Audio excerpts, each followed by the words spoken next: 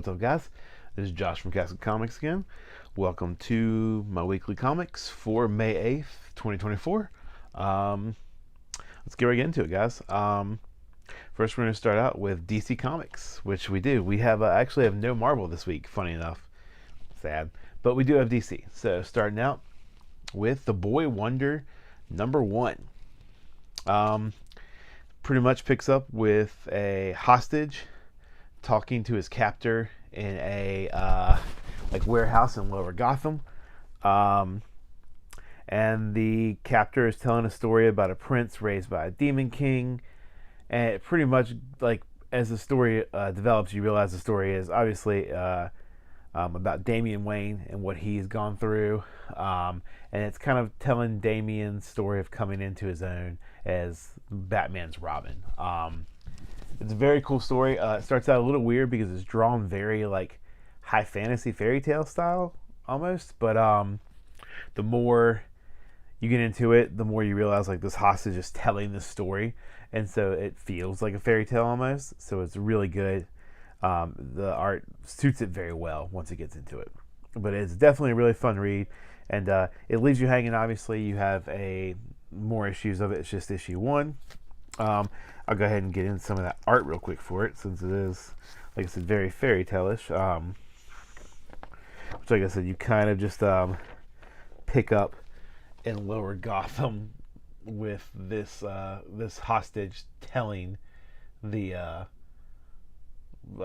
criminal about this story, which is kind of interesting. If you look, the hostage kind of has a like Robin-esque, the green shorts and red like top, so I don't know if it's supposed to be Damian himself telling the story, but it's really cool because as you get into it, you get to see like different iterations of Nightwing and of the Red Hood, and Red Robin, of course, which is Tim Drake Robin. You also see get to see some Batgirl and Nightwing action. Like I said, it's just very, very high fantasy, almost fairy tale. It's really fun. Cool splash page with some fights going on here. But yeah, really good first issue. Looking forward to what they're going to do with the next issue, and see how the stories continue, because it's just really cool. You can get a cool shot of Superman there with Dick Grayson Robin and Batman. It's a really fun issue. I definitely recommend it, and I'm definitely going to look forward to picking up issue 2. So that was DC's The Boy Wonder #1. Next, we're going to some IDW comics. We're going to go to Teenage Mutant Ninja Turtles, Black, White, and Green #1. This was a good. It had 4 different stories from each Turtles' perspective. It was really cool. You get the once again, you get the black and white with the green highlights, which is cool. It's nothing like, unfortunately, it's nothing super new, because we've had Black, White, and Blood from different Marvel companies, and we've had Black, White, and I think or Red, White, and Blue from Superman. They use the color scheme, so it's not. It's got some cool stories in here from each of the Turtles, but it's nothing like revolutionary for the Turtles, and it was fun enough, but it's probably not something I'm going to continue to pick up. Now, I am, on the other hand, looking forward to the new ongoing series that starts in July. It looks like from the back of this that we're going to pick up and tell a story from each Turtle's perspective. And starting with Raphael, who is obviously my favorite, and maybe not obviously, but he is my favorite, and I think he's a lot of people's favorites. So, it says issue 1's Raphael, issue 2 is Michelangelo, 3 Leonardo, and 4 Donatello. So, and that starts in July. So that's the new series, because they just ended the old one with issue 150.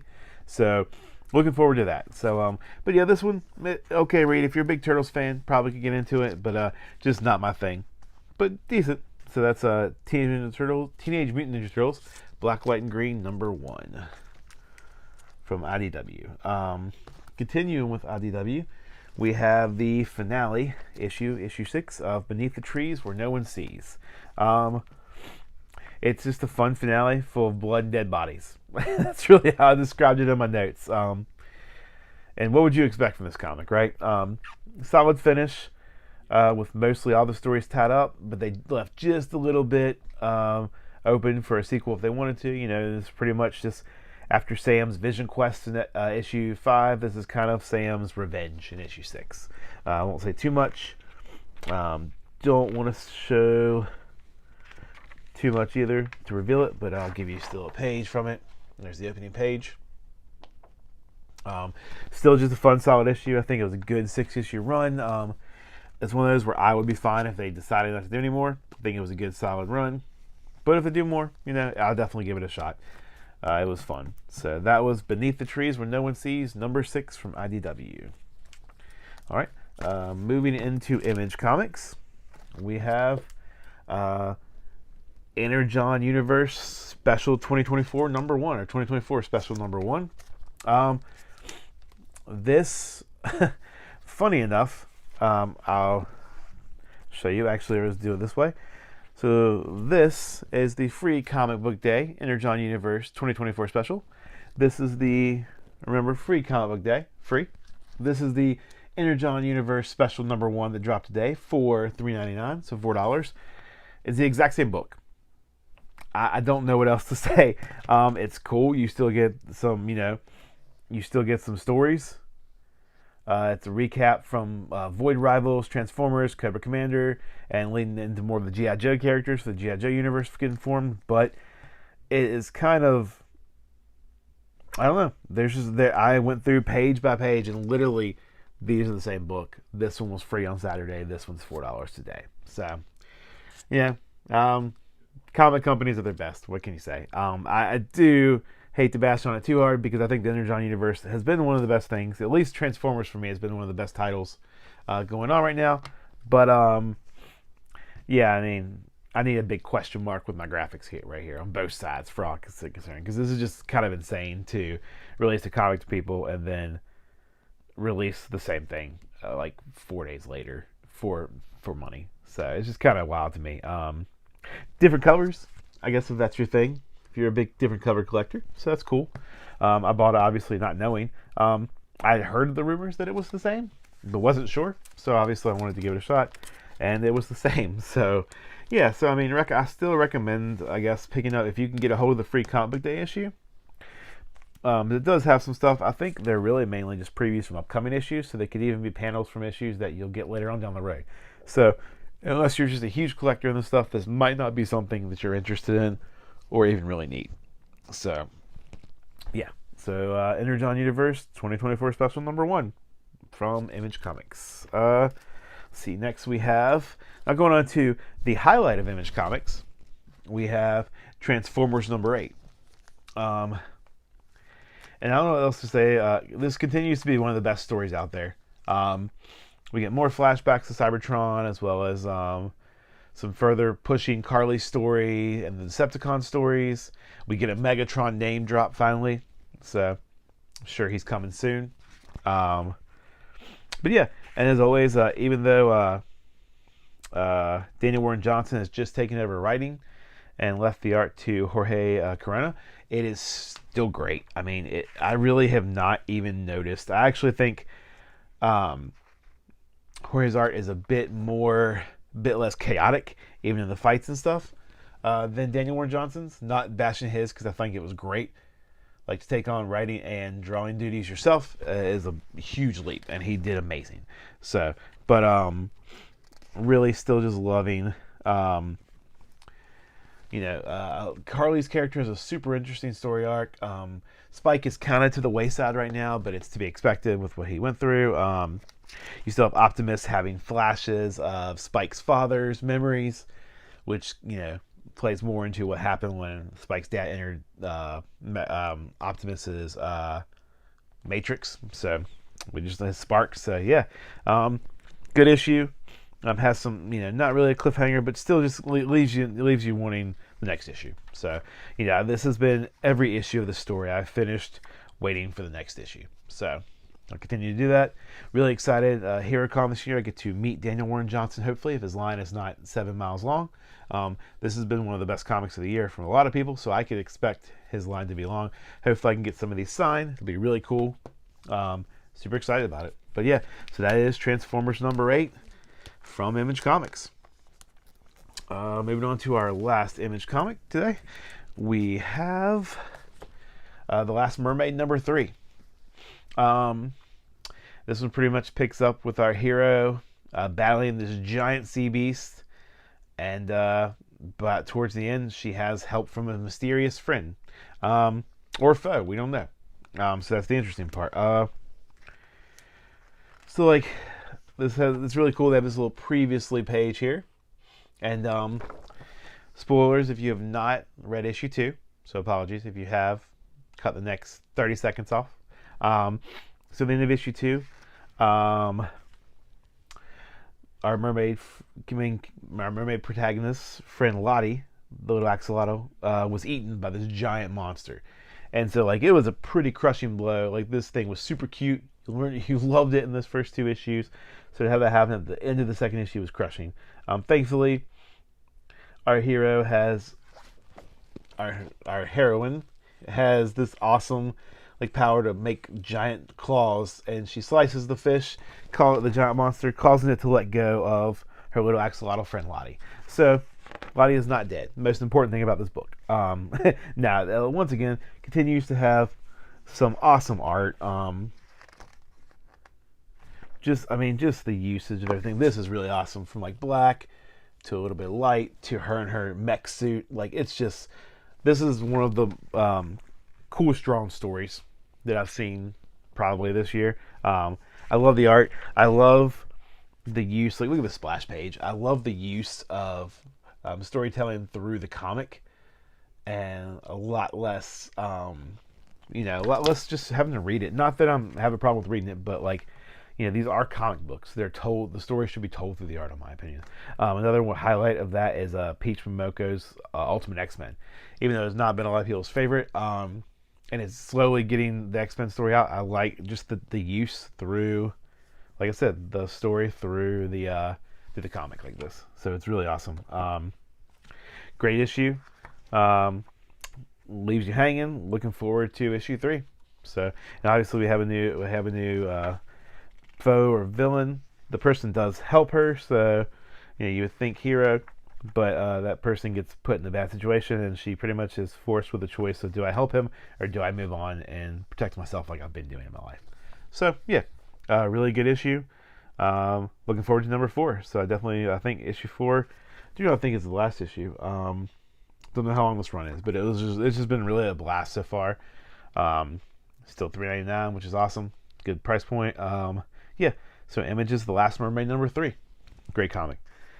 And now we're going to finish off with one that I'm going to try not to spend 45 minutes explaining to you. My favorite band is Coheed and Cambria. Coheed and Cambria's lead singer based their stories of their albums, their concept albums, and he started this story called The Amory Wars. We started in their first album called Second Stage Turbine Blade. They have some crazy names.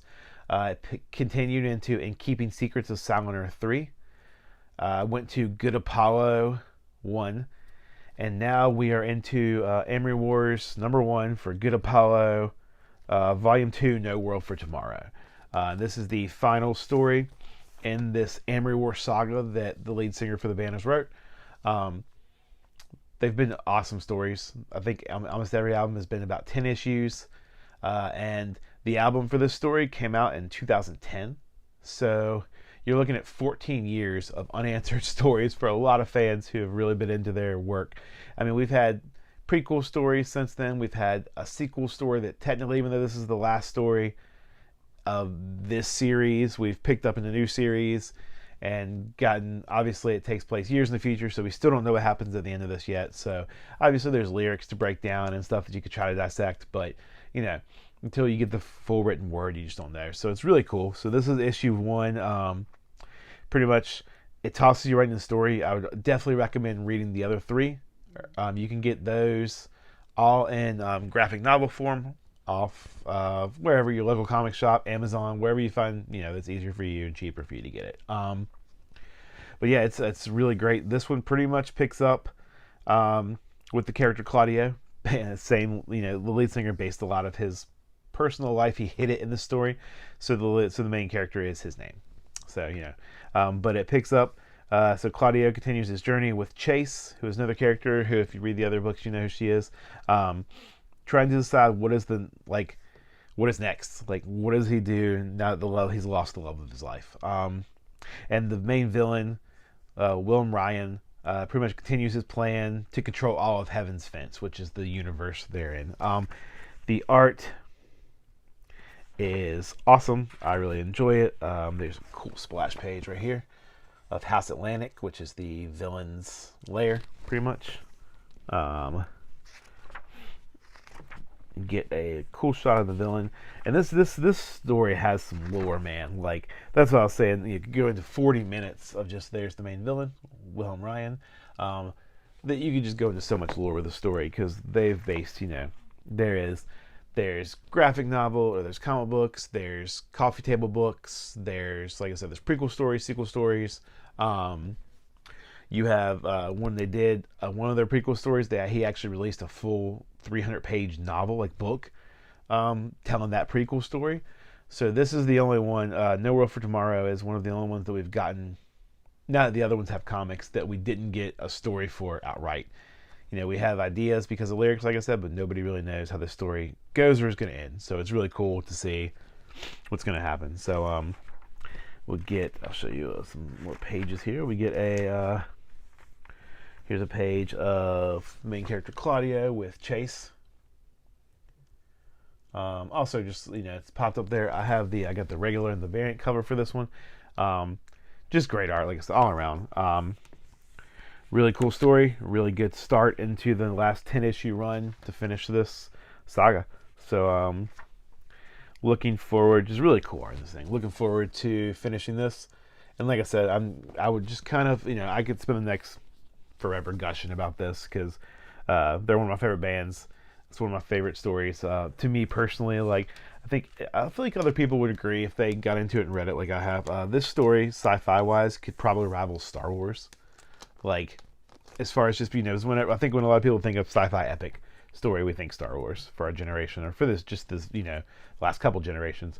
And I think if they ever had the right funding and stuff to do it, they could make a full movie universe out of this. It would be awesome.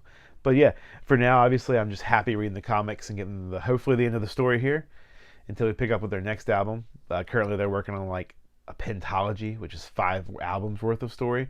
They've released 2. And of course, when you're releasing an album every 3 to 4 years, it can be a long time. So, like I said, we have 2 of the 5. So, looking forward to the next 3 on that one. We'll see how that goes. But, anyways, yeah. Amory Wars #1. Good Apollo and Burning Star. It's good. They have some crazy names. So, the full name is the Amory Wars, Good Apollo and Burning Star 4, Volume 2, No World for Tomorrow. Because Burning Star 4 is one of the planets in the universe. So, but yeah, like I said, definitely recommend, if you like sci-fi epics, if Star Wars is your thing, give this a read. At least read the second stage, Turbine Blade. That was his first one, and I will say it was a bit more rough. Obviously, he's, the singer's grown into his own as a comic book writer, and it's gotten, just his stuff's improved every album released into a series of comics. So, but second stage is the place to start if you're in the comics. So like I said, definitely recommend check them out on Amazon. I'll flash some of the covers up here so you can check them out. And yeah, with that, guys, that is the weekly comics for May 8th. But with that, I can also now say I have hit 50 subscribers. So thank you all very much. I really appreciate it. Definitely want to keep growing this world I've created here for my comic book stuff. And definitely, if you haven't followed yet, give me a follow and like. So with that, I obviously said I would start a new contest at 50 subscribers. So, excuse my mic here if it makes a little noise. Since we have hit 50 subscribers, when I go to HeroCon this year, I am going to get a copy. Oh no, Comic Phone. What can you do? I'm going to get this copy of Blood Hunt #1, the Red Band edition, still in the poly bag. I'm going to send it off to get graded. Hopefully, we'll hit, at least 9.6, and I will be giving that copy away, graded after it gets back. Usually takes about a month, so probably in July. Sometime in July, we'll get it back. And yeah, you will get this copy graded. Hopefully at a 9.8 would be the lucky thing, but I would more suspect a 9.6. Yeah, guys, so that'll be pretty much, I'll follow my previous suit, where you don't have to, I'm really, I would like you guys to comment. Comment's the big thing, actually. Obviously, subscribing is part of it. I want you to be a subscriber to be entered into this contest, because my subscribers are the ones who've helped me get this far. But yeah, really, it's just liking, subscribing, and then from this video forward, everybody that leaves a comment, you will get your name put in one more time. So just for being a subscriber, you're getting your name in there. And the more times you comment, the more times your name will be on the wheel. And just like last time, I'll spin the wheel, and we'll pick a winner to get that slab comic. So, I mean, comic is $7. Grading's $22 plus shipping. Shipping's probably $25, I think, because they do like a flat fee. So right there, you're looking at over $50 in value. So it's really cool, guys. So definitely, if you like slab stuff, like these are really cool. Seeing the slab comics here, I love them. It's a really fun way to keep your comics protected. And once you have a good read of them, and if you have graphic novels for them, or if you have them online to read too, it's just a cool way to display them and protect them. But yeah, so that is my contest going forward, guys. So starting with this video, so comments obviously boost your chances. And as always, guys, I appreciate it. And keep reading comics, guys. I'll see you on the next video.